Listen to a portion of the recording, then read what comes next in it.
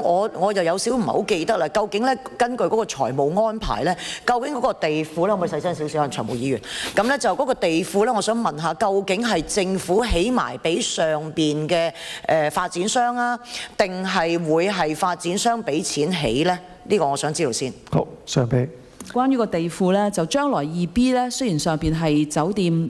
辦公室同埋係住宅啦，但係正如我哋之前講，加強財務安排，呢啲都會係屬於西九嘅物業嚟嘅，唔會係去賣散嘅。咁所以地庫咧，亦都會係跟翻我哋原本嘅諗法咧，係會由政府咧係去負擔嚟到立法會申請撥款，去攞呢一個錢去起。咁所以即係因為發展商只係會去做一個 BOT 嘅形式係去營運，所以個地庫咧都會係我哋去負責。呢個同之前嗰個嘅諗法都係一樣嘅。主席，你都記得啦，上次個財務安排咧就話咧，即係今日我哋成日聽到啲嘢，乜嘢都要一致性嘅。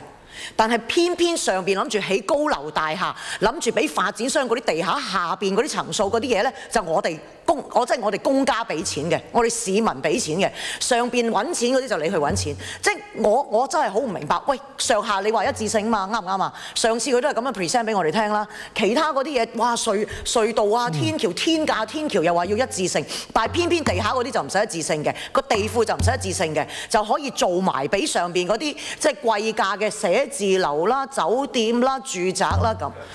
即係我知道有啲係 BOT 嘅，最後咧西九話會攞翻50年之後，邊個知道發生咩事啊？2008年嘅時候，李夠話會賣地啦，嗰啲地方卒之10年都唔夠就已經走咗樣啦。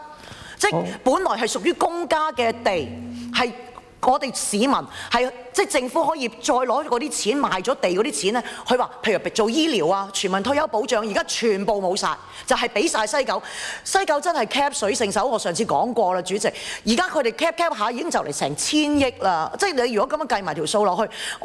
主席我喺呢度咧，我真係好想有一個財務嘅估算。當你未起西九，2008年你都可以俾個財務估算我哋，點解今日唔可以俾我哋？呢個我絕對明白嘅。